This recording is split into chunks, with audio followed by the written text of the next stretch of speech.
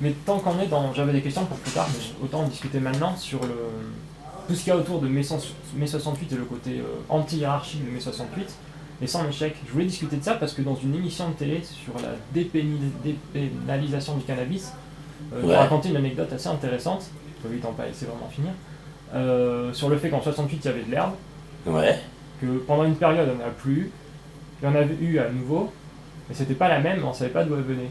Et ça m'a donné envie d'aborder avec toi comment tu voyais, alors que l'anti-hiérarchie était assez efficace pour pas mal de choses, qu'elle a concerné pas mal de gens pendant une certaine période, comment tu vois, entre guillemets, l'échec de ça? C'est-à-dire, est-ce que tu penses que l'État a été trop fort, qu'il y a d'autres hiérarchies comme le PC qui s'y sont mis dedans? Quel souvenir t'avais de cette période? Est-ce que t'étais dans un rapport un peu comme nous Ferré, genre il n'y a plus rien, très aigri? Est-ce que c'était encore un joli souvenir? Non, pour moi c'est une grande victoire, 68. C'est-à-dire que c'est une victoire qui a entraîné des choses absolument capitales, comme par exemple le respect des enseignants. Ils ont eu intérêt à faire très très gaffe après. Le respect, l'abrogation de la peine de mort, c'est important quand même. Et surtout, et ceux qui l'ont vécu de près sur les barricades, eux, ils ont vu ce que peut provoquer l'absence de hiérarchie. Alors là, tu comprends pas. Tu es sur une barricade, tu vois. Toi, tu vas te tirer parce que tu n'as plus l'âge de faire le lanceur de pavés sur poulet, parce que tu cours pas assez vite, c'est ça. Mais t'as aidé, te fait la barricade. Les gens imaginent des jeunes en train de faire une... Pas du tout. Ils voient pas la dame avec son petit collier de perlouse, tu vois, et ses hauts talons, qui passe des pavés. Ils voient pas le rentier convenable avec son attaché caisse. Ils voient pas. Ils ont l'impression que c'est pas une anarchie, quoi. Et tout à coup, t'as les bons hommes, t'as les mecs en face, tu vois pas bien, tu vois partir 4 fusées comme ça en l'air, et elles retombent là. Et ça fait des fumées partout. Tu te dis, ah merde, là ils sont trop forts, il va falloir se tirer, quoi. Et au bout de 10 secondes, il y a un jet d'eau, que tu n'avais évidemment pas, 2 jets d'eau, 3 jets d'eau, 10 jets d'eau. Les trucs sont arrosés par terre et recouverts avec des couvercles de lessiveuses et de poubelles. Et puis, voilà, totalement inexistant, mais en 10-15 secondes. Et à ce moment-là, tu te retournes et tu vois un arbre, tu vois, le genre d'arbre comme ça, qui descend l'avenue. Mais il descend l'avenue. Qui le porte? Un grouillement de gens en dessous. L'arbre descend l'avenue. Et tu te dis, putain, ils avaient la scie, machin, ils avaient tout. Quelque chose avait prévu ça, quoi. Et l'arbre vient se rajouter, évidemment, sur la barricade. Oh, tu sors de là, tu dis, eh ben, mon vieux, j'ai vu quelque chose que je ne pourrais pas raconter. Parce que c'est totalement pas croyable à cette vitesse-là et dans ces conditions-là. Et comme ça, tous les éléments n'étaient pas croyables. Moi, mon centre, là-bas, c'était un théâtre au nord de Paris, là-haut, près de la rue Blanche, tout ça, au-dessus. Un théâtre qui, d'habitude, faisait des choses, du théâtre sanglant, tu sais, l'horreur, qui était devenu assez distingué, d'ailleurs. Eh bien, à n'importe quelle heure de la nuit, du jour, 24 heures donc sur 24, t'avais faim, t'avais qu'à monter au grenier, et t'avais saucisses, lentilles, haricots, saucisses, machin, etc., etc. Et personne ne savait, dans toute la bande, qui était allé chercher de la nourriture aux halles, tu vois, et avec quel argent, surtout. C'est extraordinaire, tu vois. Les rôles se dessinent, il y a toute une carte des fonctions qui se dessine absolument toute seule. Comme chez les fourmis, et sans qu'il n'y a pas d'ordre donné nulle part. Et du coup, toi, d'avoir vu ça t'a continuer? Ah ben moi j'étais déjà anarchiste. C'est-à-dire que je suis anarchiste, c'est pas anarchiste que je suis moi. Je suis déjà pour les fonctions de rendement, quoi. Je suis anarchiste du rendement. Je ne veux pas qu'on foute l'énergie en l'air. Donc c'est seulement pour cette raison que je suis anti-hiérarchiste, quoi. C'est parce que j'évalue que en gros, si j'ai fait toute une comptabilité qui est plutôt rigolote qu'autre chose, les hiérarchies arrivent à foutre en l'air 87% de l'énergie, quoi. Mentale ou machin, tout mélangé. Et le truc, c'est que là, une anarchie mal foutue, mal comprise, etc., pourrait descendre à 80% au lieu de 87%. C'est tout. Mais ça fait une différence énorme, tu vois. Et en réalité, elle pourrait faire bien plus grave. C'est juste des histoires de rendement pour moi. Hein. Mes frères sont ingénieurs. Je suis pas du tout psychologue. Les histoires d'anarchistes qui disent anarchistes pour la liberté, tu vois, c'est possible. C'est possible, ça donne un sentiment de liberté. Mais ça, c'est pas là-dessus qu'il faut miser. C'est pas possible d'établir. C'est pas le plus gros défaut des hiérarchies, c'est pas de nous priver de liberté. On nous fournit justement des machines et des organisations qui vont remplacer des tas de corvées. Alors c'est pas ça.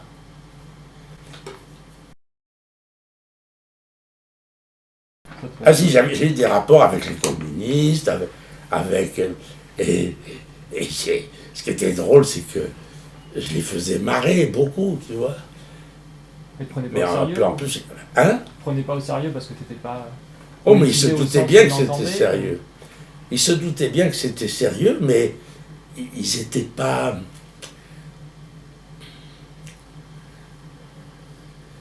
Ils étaient pas, comment dire. En tant que. C'était trop dangereux de se bagarrer en tant que communiste pur. C'est-à-dire de refuser le mélange de tous les genres qui donnait ce résultat. Quand on arrive à mélanger les professionnels de révolution, tu vois, qui faisaient hurler de rire en Rangers, tu vois, les patrons qui déboulaient là-dedans, tu mélanges tout ça, les communistes, les gens de gauche, les bouddhistes, et que tout ce mélange devient parfaitement tolérants les uns avec les autres, tu vois. Tu peux pas t'amuser à plaider, moi je suis bouddhiste et vous devez tous devenir bouddhistes. Tu t'en fous complètement. Là, pour le coup, l'absence totale d'opinion devenait la liberté, le fondamental, quoi.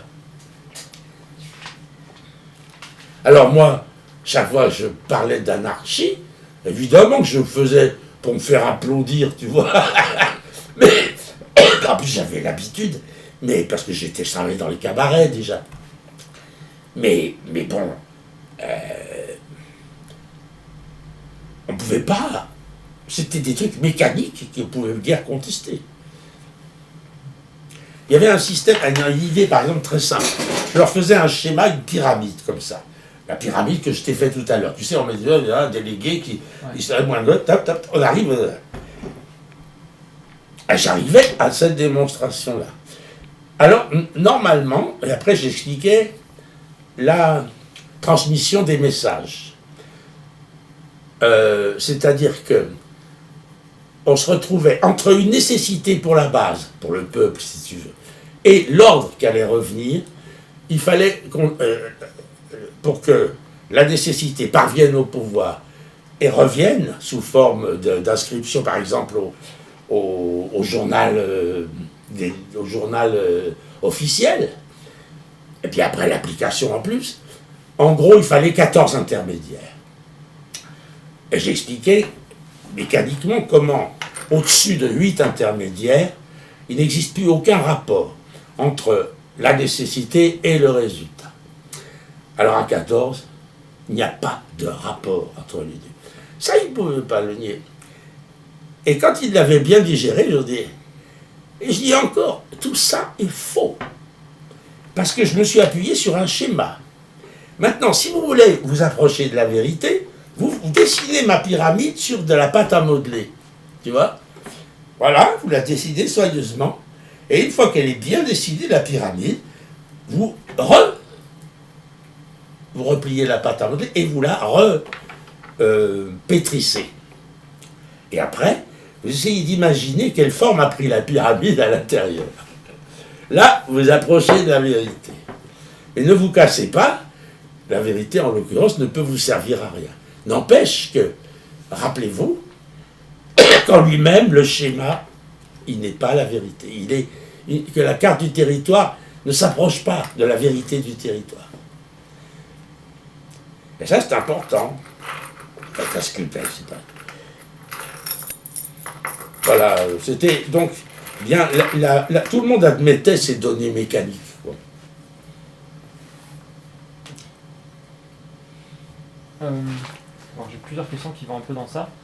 Pour en revenir à la pièce,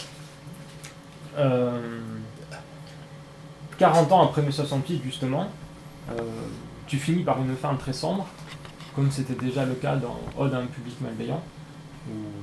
Enfin, il y avait marqué par exemple sur la publicité, vous allez sortir du spectacle déridé.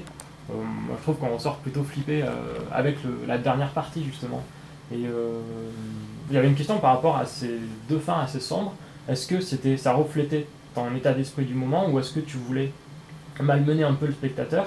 Et surtout, par rapport à l'idée de la prophétie d'un manipulateur qui veut utiliser les exclus, les pauvres, qui sont la preuve de l'inefficacité de l'Église, comme tu dis au moyen de ton spectacle, qui veut utiliser tout ça pour plonger, entre guillemets, l'ordre social dans les ténèbres. Donc cette fin un peu comme ça, est-ce que pour toi, donc tu penses que 40 ans après une explosion populaire comme ça, tu penses que la démocratie occidentale te semble propice à un événement aussi sombre? Une espèce de nouveau dictateur comme ça, un peu. Ah ben voilà, faudrait en parler avec des connaissances que j'ai pas. Il devient assez clair avec l'Europe qu'on fonce au maximum vers une catastrophe monumentale, quoi. Le système monétaire, par exemple, interdit de porter secours aux gens qui souffrent du sida en Afrique. Il a fallu même bombarder, les Américains ont bombardé, il y a 5 ans, un laboratoire qui fabriquait des médicaments contre le sida, mais qui les fabriquait sans payer le prix de la propriété, quoi, etc. Là, tu me poses une question qui suppose... Moi, la chute de la pièce, bah, bien sûr qu'il y a une menace, mais que ça n'augmente pas la menace de dire, voilà, on sera plongé dans les ténèbres. Ce qui m'amuse là, c'est pas du tout de faire une fin tragique, c'est de dire, imagine que ce mec soit un dieu. Et il était 14 heures et le soleil se couche, tu vois. Ah, c'était un dieu. Il avait des pouvoirs illimités sur le soleil. Non, c'est tout. Pour moi, c'est un gag, ça. D'accord. Le fait qu'il soit plongé dans les ténèbres, alors ça, on vit. On vit avec cette crainte-là. Ici, le patron, son fils, c'était à Tokyo, tu vois. Ouais. Quand il voit de près ce que ça représente, une possibilité immédiate de contamination définitive, que la planète aurait payé très très très très cher, peut-être des millions de morts. Quand tu vois ça de près, et moi je n'ai vu que par eux, je ne me rappelais plus que leur fils était là-bas, tu vois, avec la... Quand tu imagines, rien que l'évacuation militaire vers la Corée, de ce nombre de milliers, de centaines de milliers de Français, que ça représente en nombre d'avions, en minutage, en organisation, c'est d'un colossal. c'est une prouesse militaire, hein. C'est une prouesse effective où la hiérarchie est très très efficace.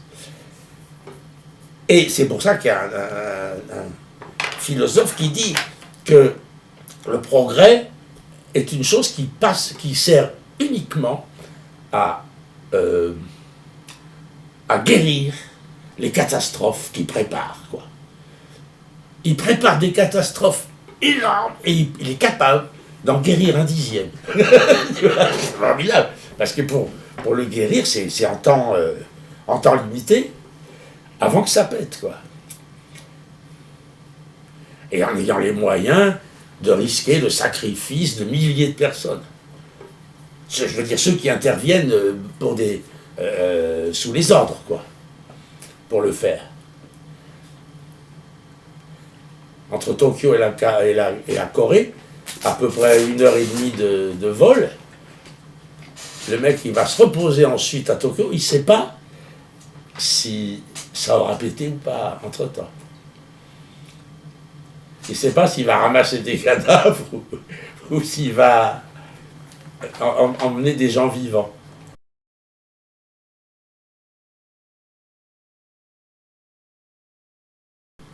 Et un acteur terrible, Henri Garcin, je ne sais pas si tu vois, il n'a pas eu une cote énorme au cinéma, mais enfin. Il avait monté L'Échappée belle, au La Bruyère. C'est à partir de là qu'il a commencé à s'orienter vers le théâtre. Et puis, vu de près, le théâtre, c'est toujours le système de l'obéissance au cerveau d'un monsieur qui demande aux acteurs de faire des choses qui ne leur correspondent pas fatalement, quoi, qui ne peuvent pas faire.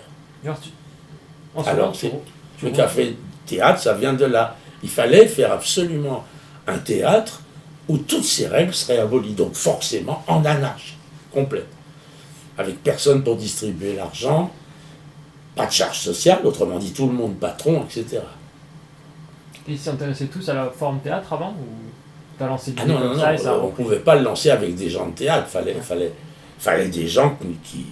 Si, il y avait Sota qui avait fait des études avec Rouleau, mais pour des histoires de régie. Il y avait moi qui faisais le cabaret, Henri Guibet qui faisait le cabaret. Mais Coluche, Miu Miu, même Devers, ils étaient parfaitement innocents en matière de théâtre, quoi. Devers, il avait été tout gamin une vedette d'un petit feuilleton de télévision, tu vois. Et il ne voulait absolument plus le faire. Il avait le souvenir de ça que d'un cauchemar, quoi. J'avais une question par rapport à cette période, et à justement le rapport que vous y avez, mais qui était un peu diffus dans la société, où... je sais pas, je vais avoir du mal à formuler cette question. En fait, ma question, c'est comment on est passé d'interviewer Brel à Derrida. D'interviewer Jacques Brel à Derrida. Je sais pas si tu vois ce qu'il c'est un intellectuel français.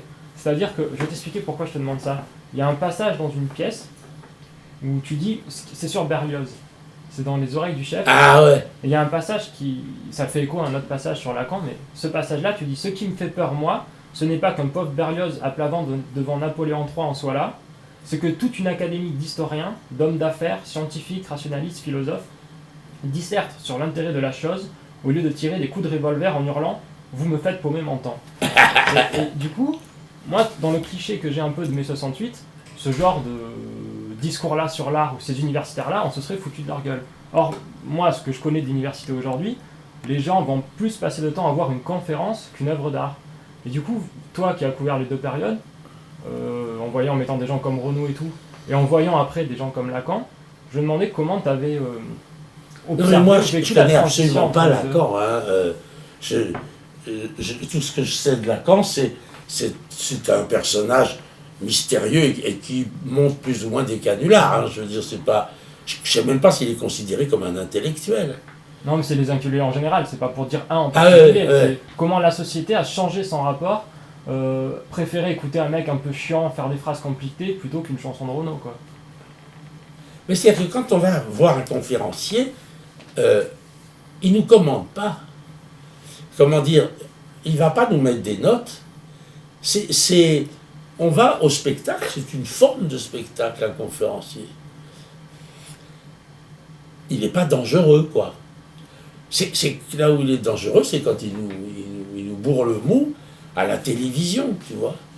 On a un philosophe télévision, maintenant, c'est devenu le gag.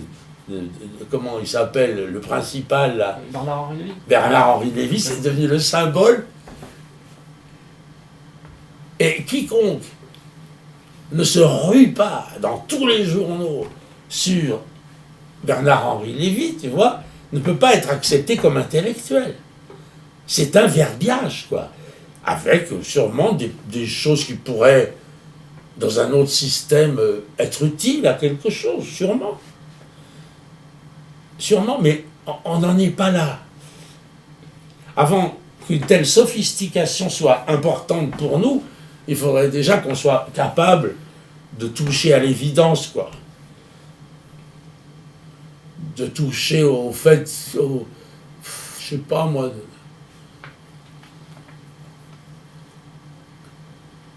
Parce que la fin de ta phrase que j'ai pas lue, et qui du coup, c'est « Et la semaine d'après, les mêmes te garantissent que la guerre est un phénomène regrettable, certes, mais sans aucun rapport avec la spéculation monétaire. » Ouais.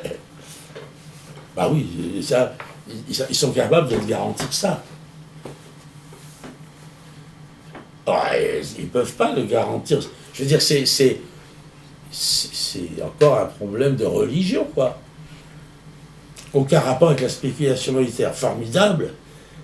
La spéculation monétaire, c'est à peu près le centre de Mein Kampf, de Hitler. Ah ouais, c'est ça qui est comique. Il est hostile et il veut faire arrêter la spéculation monétaire. Tu me diras, il veut peut-être parce que elle est entre les mains des Juifs et que tout ça. C'est peut-être un programme un peu plus vaste. Mais putain, on aurait pu tout pardonner à Hitler. Mais ça, ah non, pas ça. Ça, c'est l'horreur.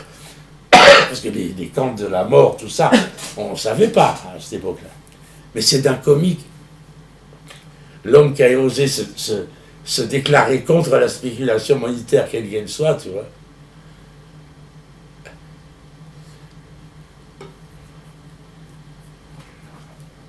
Non, mais c'est... On voit des tas de gens, comme les juges de paix, des journalistes même, qui se considèrent comme des intellectuels. C'est une blague, j'aime bien dire ça. Tu vois même un général qui n'est pas loin de se considérer comme un intellectuel. Des professeurs d'université qui se considèrent comme des intellectuels. Je te jure, c'est vrai.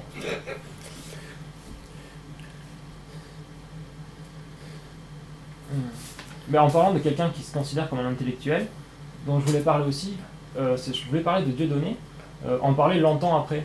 Parce que je sais que tu l'avais défendu entre guillemets, c'est-à-dire que tu avais en tout cas attaqué les abrutis qu'il attaquait pour des mauvaises raisons. Bien sûr. Et je voulais savoir si après coup, est-ce que tu considérais que c'était quelqu'un qui était à défendre, comme tu l'as un peu fait, ou qu'au finalement il était autant à combattre que les autres Ah oui, il est autant à combattre. Lui, il est parfaitement homme d'affaires, quoi. Il cherchait un créneau, il se trouve un créneau, quoi. Tu vois, il a vraiment, il était pourvu d'opinion, quoi. Il pensait que les rapports avec la guerre d'Israël, ça serait un bon créneau. Puis voilà. Et puis là-dessus, il ne peut pas faire marche arrière parce qu'il a quand même un public, et donc, etc. Mais lui, j'ai pu avoir l'air de le défendre parce que, effectivement, il y avait des points sur lesquels il avait parfaitement raison concernant les Juifs, quoi. Enfin, les Juifs, concernant Israël et ses rapports avec eux. C'est une évidence, c'est la honte du monde, quoi. Donc c'était convenable de dire attaquez-le sur son comportement au plumard, mais pas sur le fait de brimer le peuple élu, quoi. Et sur formellement ce qu'il fait, moi ça m'aurait intéressé de savoir si tu as suivi l'évolution du café-théâtre, donc Dieudonné et compagnie, quoi, et qu'est-ce que tu en pensais? Ah ben son texte n'est pas fort. Son texte n'est pas fort. C'est un bon acteur. C'est un bon acteur. Il gagnerait à avoir des textes beaucoup plus subtils que ça, quoi. Il nous fait un brave personnage de bonne brute, mais le coup du bon sens, moi je suis peut-être pas un malin, mais j'ai le bon sens. Ça a beaucoup servi en cabaret, quoi. Ouais. Il y en a d'autres que lui qui le font aussi bien, d'ailleurs. Oh non, c'est bien embêtant que le Dieudonné était autant admiré, d'ailleurs, par comment on appelle les types dont on fait croire aux gens qui disent que les camps de la mort n'ont pas eu lieu. Les négationnistes. Les négationnistes. Ils se sont pris d'affection pour Dieudonné pendant un petit moment. Hein. Ça n'a pas duré longtemps parce que ils ont quand même repéré que c'était un personnage pour les affaires, quoi.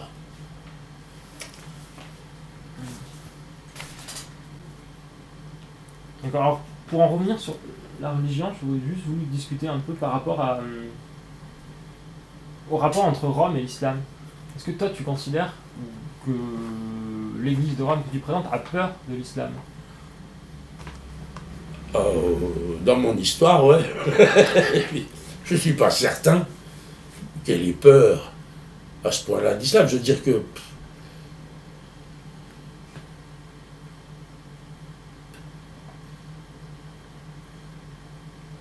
je ne sais pas si elle agit pas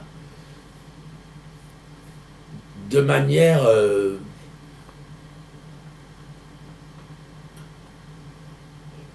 je me rends pas compte si elle peut avoir aussi peur que ça de l'islam ou si c'est les autres. Mais les autres ont peur de l'islam. Et ça se dessine de plus en plus nettement. Hein. Maintenant, quand un mec il dit des horreurs sur l'islam, il a le droit. Du moment qu'il ne parle pas des juifs, ça va. C'est plus du tout un tabou. Ça recommence. On nous prépare encore, on fait tout pour nous préparer une guerre éventuelle, quoi. Qui le fait? Personne, à mon avis. Mais c'est l'irresponsabilité qui nous le fait. Les intellectuels. En parlant de ça, je voulais savoir, j'avais lu, je crois que c'est dans les mémoires de Choran, que tu avais collaboré un peu ou écrit un article de temps en temps dans Charlie Hebdo, Charlie Mensuel, non, avec c'est eux. uniquement dans Harakiri. Ouais. Et par rapport à ça, je me demandais comment tu... Enfin, est-ce que tu trouvais drôle et qu'est-ce que tu pensais du traitement de l'islam par le Charlie Hebdo actuel? Ah, mais c'est moche, et bête, mais c'est approuvé. Ouais, par Sarkozy. À peu près par l'ensemble des journaux, quoi. C'est d'ailleurs un des premiers moments du signe. Ils ont le plus noir crétin à la direction, quoi. De la... Comment, je sais plus comment il s'appelle, le copain du mec qui a plongé en tôle pour pédophilie, là. Ah oui, la fin. Patrick Font. Fond. Le nouveau, c'est Val. Fond, il est con comme une bite, Fond, mais c'est extraordinaire. Ouais. Tu croirais qu'il veut parodier Kalman, pas Kalman, Lévy machin. C'est extraordinaire. En plus, il est faillot, mais avec tout le monde. Rien que devant moi, il est déjà comme ça, alors qu'il est d'une méchanceté. C'est un con. Alors. Je suis pas du tout étonné que Sarkozy l'ait collé sur une grosse affaire, bien plus importante. Je sais pas s'il dirige pas Le Monde ou France Inter. J'ai appris ça il y a 3-4 jours, j'ai dit, oh putain.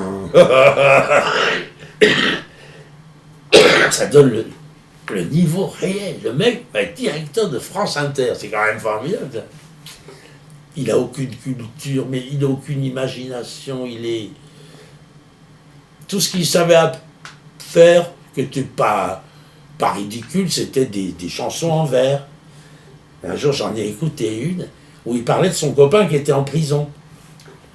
J'ai rien compris, mais pas un mot. Je ne savais pas s'il était d'accord pour qu'on l'ait mis en prison ou s'il trouvait que c'était injuste. C'était complètement une espèce d'art abstrait, tu vois, une aragonade où on ne comprend pas.